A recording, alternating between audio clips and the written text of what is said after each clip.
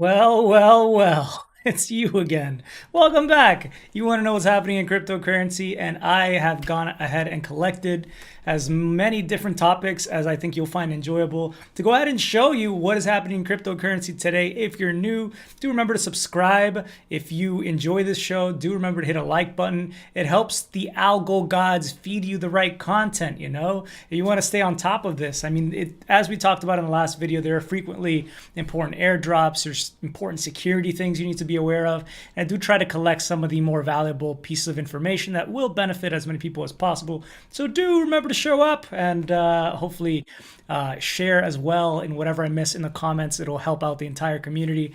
But a real pleasure to be back with you guys. We have gone ahead and collected what is available to us on this fine Wednesday. Happy hump day, which is proving quite nice for the crab market, as I think was becoming the predominant name. People were calling what was going on with cryptocurrency market the crab market, and they still kind of do, right? I think there's a lot of suspicion that some of these gains we're seeing could take us back down, but I don't think anybody can tell you either way for sure what's going to be happening.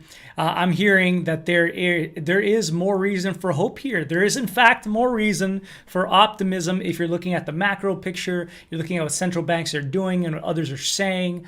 And so let's go ahead and first start off the show while we dive into these topics. Hola, welcome everybody. And I'm happy to hear that you're doing well, Rob. Nice to see you, man. And Phoenix, thank you for joining me here. I don't think I sold that Bitmain. Oh yeah, Bruce, that's right. I completely forgot. I did I get I don't know. I used to get a lot of gifts from crypto. Did I get a miner and put it on eBay? That sounds somewhat familiar. But if it was you who bought it, thanks, Bruce. I barely remember. It's been so long. Like, for example, I still have a Grid Plus wallet I haven't even opened up here somewhere. Maybe I'll give it away. It's still in the box. If anybody's interested in that, just let me know, I guess. What's up, Paul? What's up, Phoenix? And anyone else who I don't get a chance to say hello to. But let's go ahead and start off with the prices as we do. As you can see here, Bitcoin up 2.7% over the last 24 hours at $20,749. Although at one point today it was over 21,000 bucks. Ethereum also almost hit $1,600 today, currently sitting at $1,552. We got volatility back in the market. Thank you, crypto, being yourself again. And it's up 5% over the last 24 hours. And a really nice week overall here if you're an ETH holder, as you can see here, up 18.4%. The only other coin that would make you as happy perhaps is Dogecoin, which is up 20.3% on the week. Wow, talk about a spike there. It looks like it almost went vertical. Insane. Anyway, I think some of what's going on here with the prices continuing to go up, because it was suspicion that it would reverse today, that some of what we saw yesterday with liquidations would be the end of this short-term rally, where again at one point Ethereum was up like 12%. We had over $1 billion tallying the whole day up across the cryptocurrency market as far as liquidations for leveraged shorts. So some of this, some were suspecting could be short covering, that once we got through some of this short covering, or maybe that is what this is, that would kind of settle us back down into the crab market and maybe settle back at the $20,000 mark, which is where Bitcoin is setting its fulcrum point and seems to want to really pivot from there and stay around there. I'm not entirely sure, but I'm hearing right now that things could be looking good, as I mentioned before, from central banks, because you had, for example, the Bank of Canada. It was expected that they were going to be doing a 75 basis point hike, and it came out they only did a 50 basis point hike today.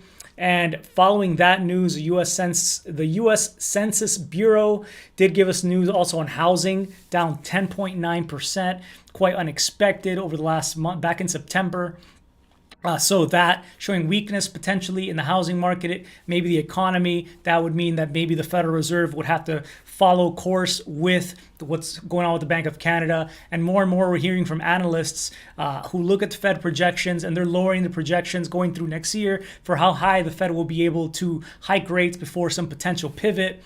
So things looking a little bit better here for risk assets at this time, like cryptocurrencies, and that is perhaps why they're leading the market here, or at least keeping bay with what's been going on with the stock market. So a little bit of life for sure with what's happening. Why did ILV? I'm not sure about ILV. Rocket 50% in 3 days. Oh, because you sold it 3 days ago. Damn, Paul. Yeah, that's how it goes, right? I'm sorry to hear about that. Yeah, and true, Phoenix, though, to remark on your comment that you were saying there, 20K has been several times the place for celebration. And again, we had the opportunity to celebrate yesterday, 20K. I don't know. It would be nice if instead we're celebrating like 60K or 100K one day as the new pivot point for sure. I'm sure we'll get there one day. So that, and of course, I'm not financial advice, but that's why I do this day in and day out, day in and day out, because I still feel like there's a lot of growth here happening for cryptocurrencies and awareness that continues to grow. You guys know the story. Whether we're talking about investors, whether we're talking about not even countries and nations adopting and being forced to take a serious look at cryptocurrencies, mainstream publications like Bloomberg yesterday, 40,000 word article that was written about cryptocurrencies alone. You cannot ignore it anymore. This industry, it just cannot happen. I like this comment here I found on ETH Finance. Which is, I try not to let prices affect my well-being, but damn if this isn't a breath of fresh air by someday it's dark. Oh, look, it looks like I can ask a poll here in the live chat. That's fun and that's new. Ask a poll. Are crypto prices ending the week in the green or red? Let's see. Oh, I can only do yes or no. Oh no, I can change what it is here. Green, red, add option, black. You guys can vote. Maybe we'll do that. Maybe we'll start doing polls and you guys can suggest polls that we can throw in here. That would be fun. Okay, ask your community. Awesome. We'll have that poll going through the stream. Unfortunately, it's not showing up here on the screen, but if you're part of the live stream, you should be able to vote on the poll that we just put up there. Just a whatever poll. Maybe we'll think of better ones in the future.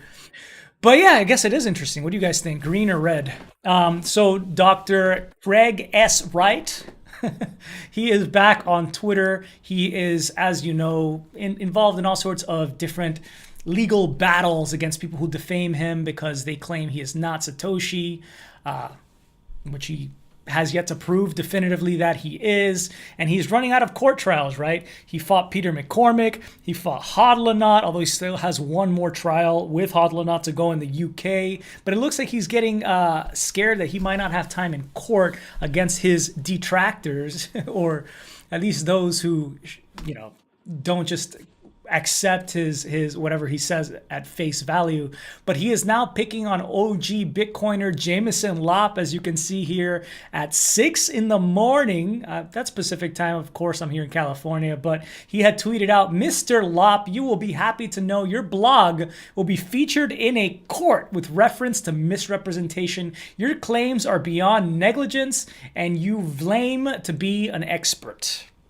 And you claim to be an expert. So some are saying this was him trying to basically bait Jameson Lopp. He's just saying he's going to bring this up in court, I guess. But he's not necessarily saying he's going to sue Jameson Lopp, although maybe he was trying to bait Jameson Lopp into calling him a fraud or something so you could go ahead and sue him. But yeah, just quite silly to me. Jameson Lopp responds, "Oh no." Anyway, with this GIF right here.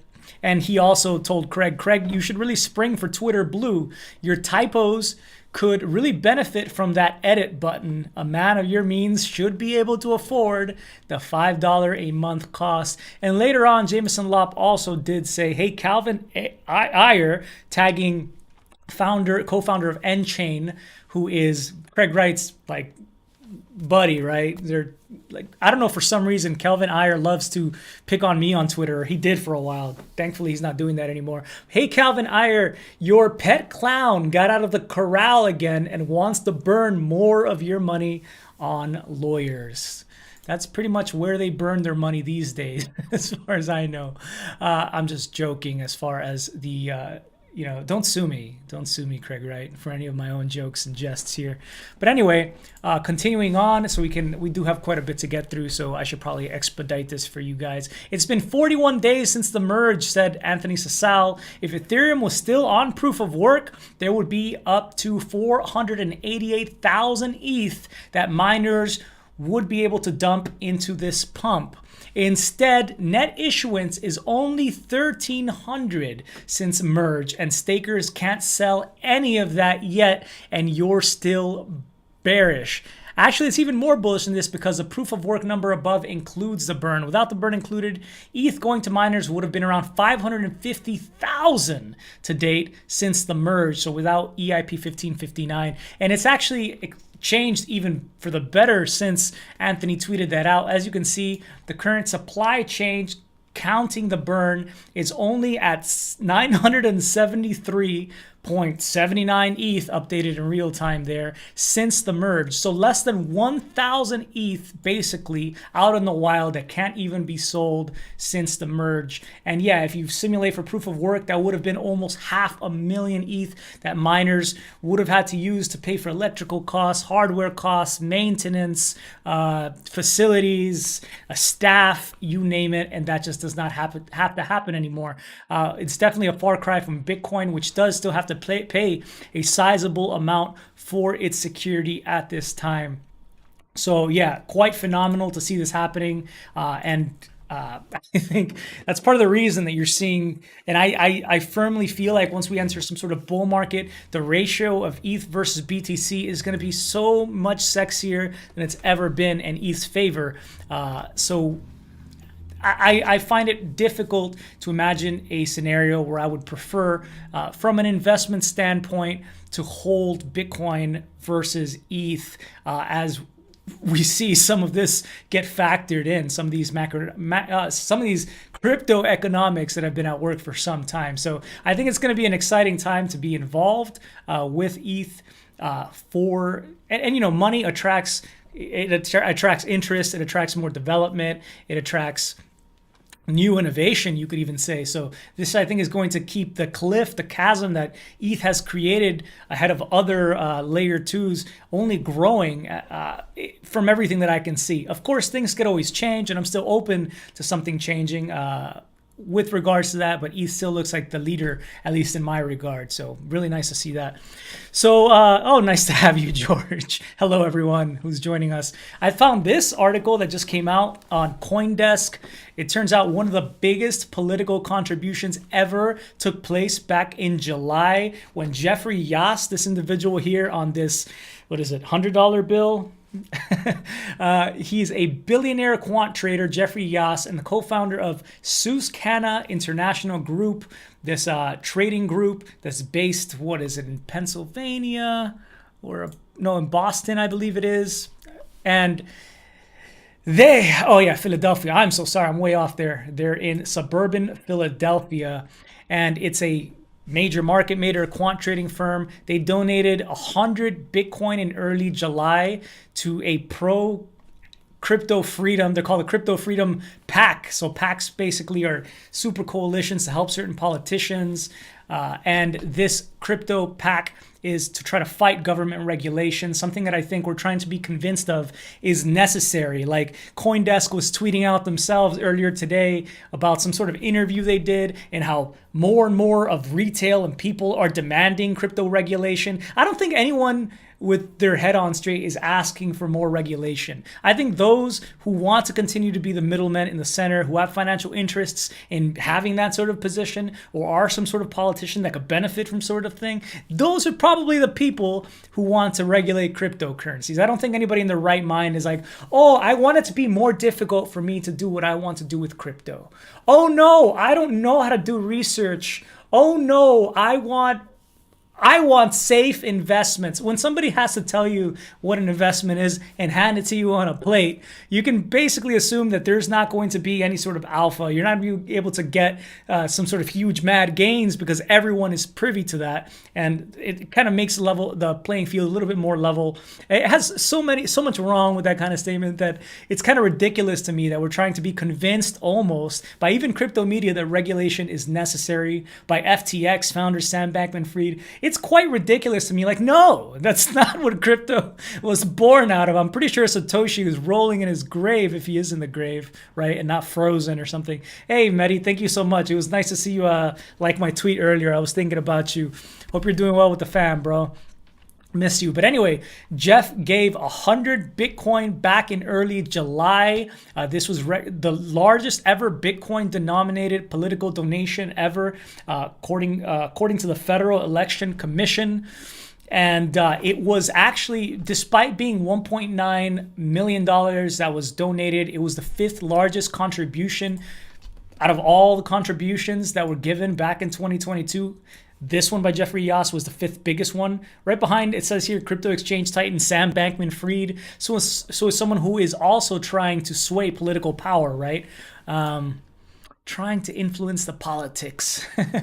Anyway, this was actually sold for even more than $1.9 million.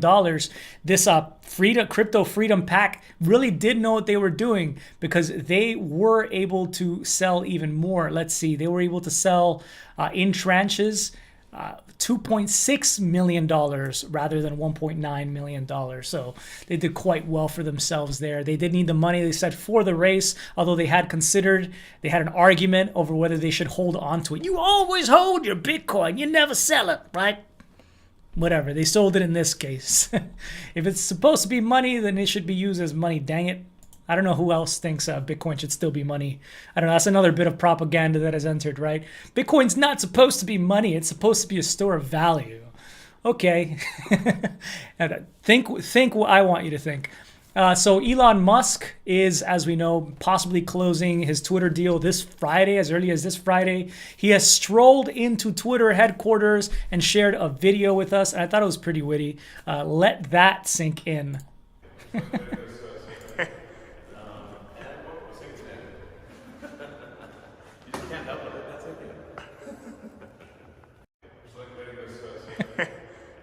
I couldn't have thought of a better caption there than let that sink in. So I don't know. I guess grats, Elon. He looks excited to walk in there. I don't know how happy the people at Twitter headquarters are to see him, since apparently he's going to be laying off like 75% of the staff. And he will no longer allow for remote working. He doesn't want that. You can work remotely, just not at Twitter. So I don't know. There's a lot of vitriol right now going on toward Elon Musk, but mostly just from the Twitter folks.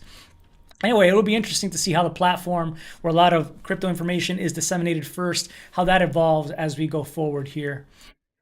So just wanted to share this with you. Speaking of potentially Satoshi being frozen, that's on the left there, Hal Finney. I gotta give it to Bitcoin, the account Bitcoin, literally on Twitter, because they posted this meme here.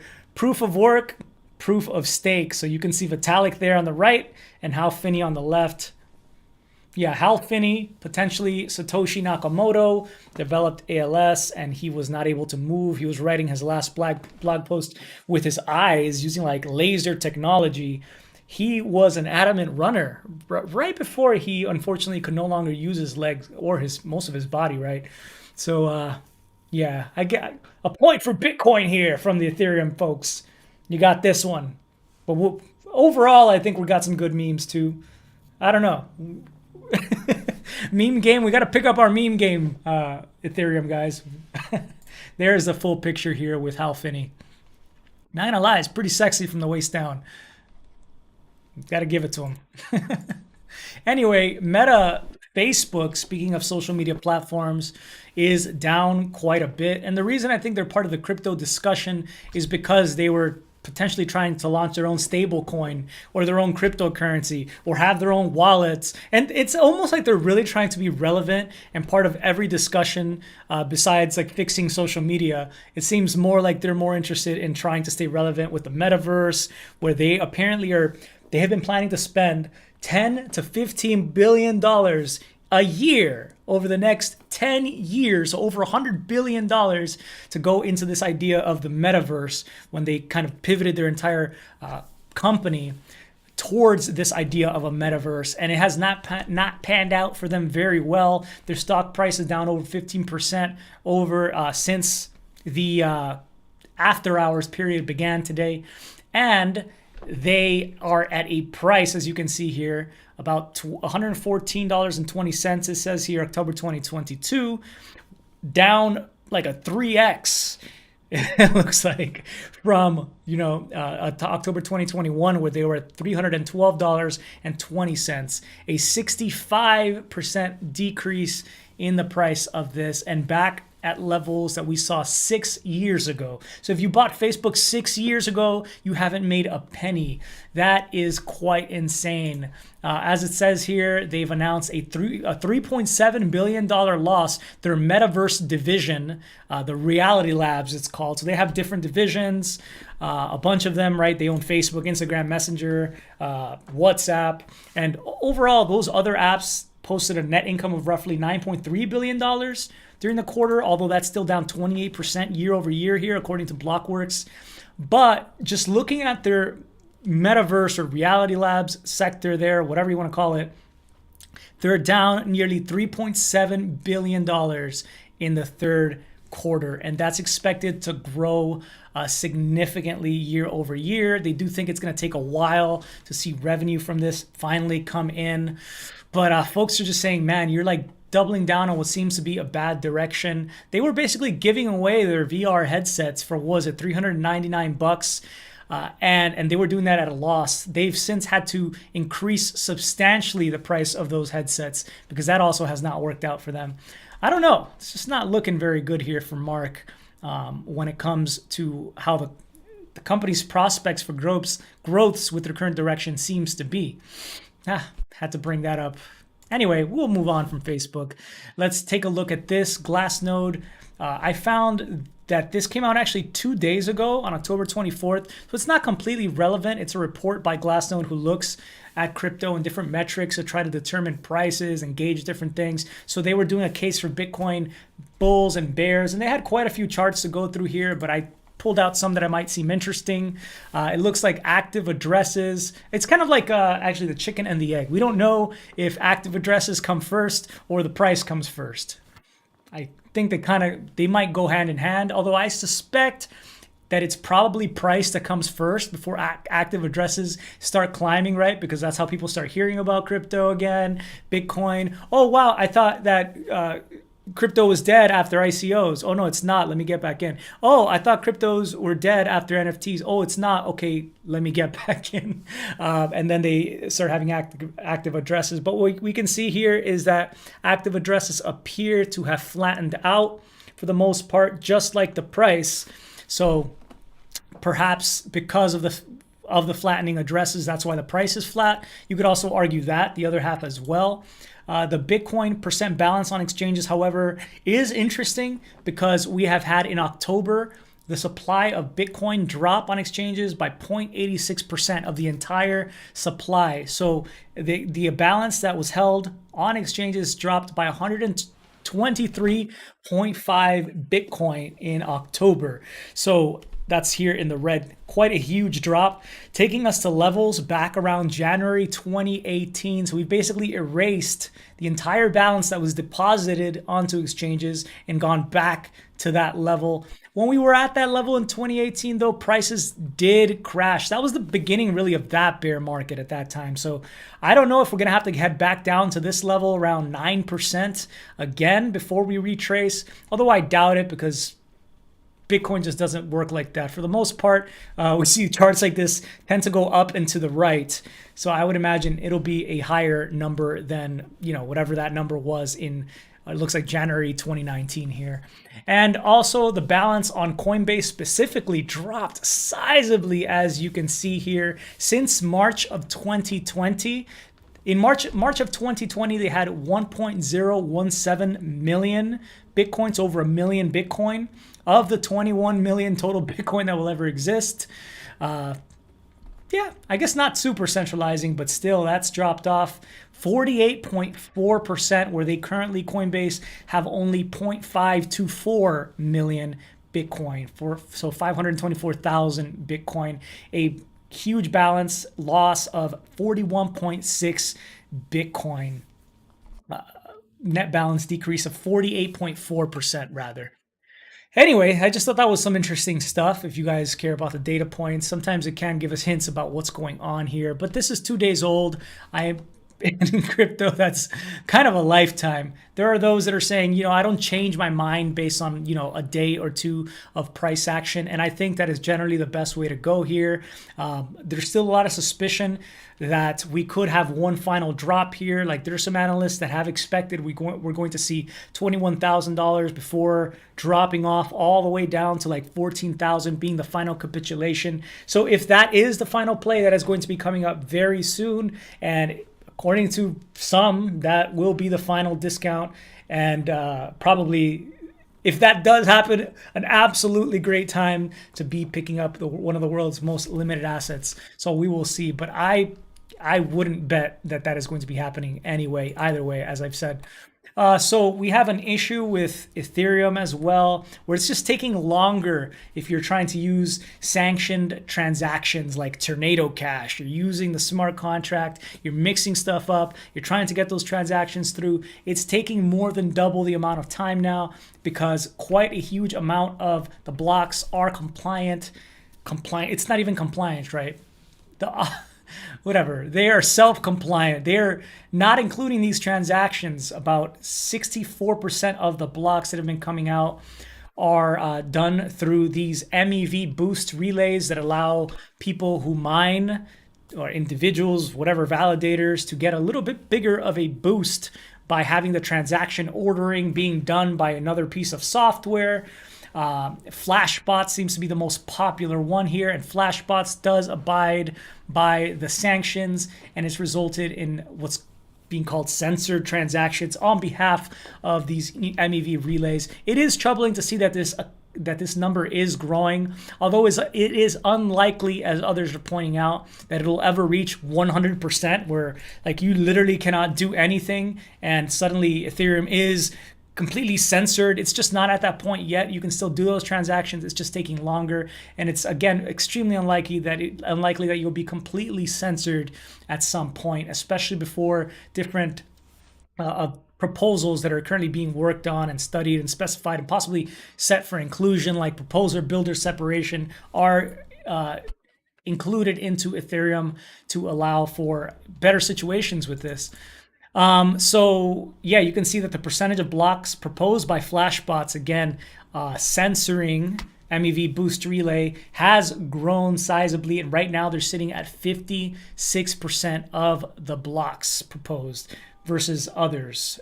So quite huge. I needed to, of course, point this out because I guess some would say, that's just FUD about Ethereum, but we need to look at these things in order to point out issues and have them worked on and not just ignore them. So it's important to point at them whenever there is some sort of issue like this. And it's helped in the past by pointing it out. And there was another relayer that I saw came out, and they're literally relayer today. So there are other options for those who do wish to still MEV boost, but not have transactions being censored on behalf of their validator. Here's one that just came out. Builder 0x69 said they're using it on Twitter. We're now also producing full unfiltered blocks for relayer.wtf, fully open sourced, completely permissionless, validates only block payment but not block content. If you're a small scale validator interested in protecting ETH neutrality, you're welcome to connect. FG Crypto, we're all right here, and we're not talking about Luna Foundation Guard. We're looking for group. I assume that's what you mean, Meredith. Nice to see you, Meredith. Yeah, Dems going down, pretty interesting. All in final discount. Yeah, amen there, Medi, as well. So Sam Bankman-Fried, apparently less than 24 hours ago, pointed to Coinbase as a potential target for his company that has been doing acquisitions. This took place during a Wall Street Journal's Tech Live conference, and there have been talks. Apparently, there had been some discussion that Bankman-Fried brought up in regards to Coinbase and possibly buying it, noting that the trading platform Coinbase has 20 times the number of users of FTX, Sam's exchange. And FTX has a lot of hyper-involved crypto users, but they don't really have the broader retail appeal that Coinbase has. And so the quote here is that Coinbase gets at our long-term weakness, according to SBF, Sam Bankman-Fried. We don't see much point to get more highly engaged crypto traders. What we'd be looking at more is on the retail side. So they're trying to grow more with retail. I think their first real big push for retail or to try to acquire, I don't even know that they do that much when it comes to innovating, right? Like FTX just acquires, it seems like at this point. The first big one that I remember is when they bought up Blockfolio, which is a portfolio tracking app, and suddenly we all had to look at FTX there and have like connections to the exchange right within the app, when previously it was just not the case.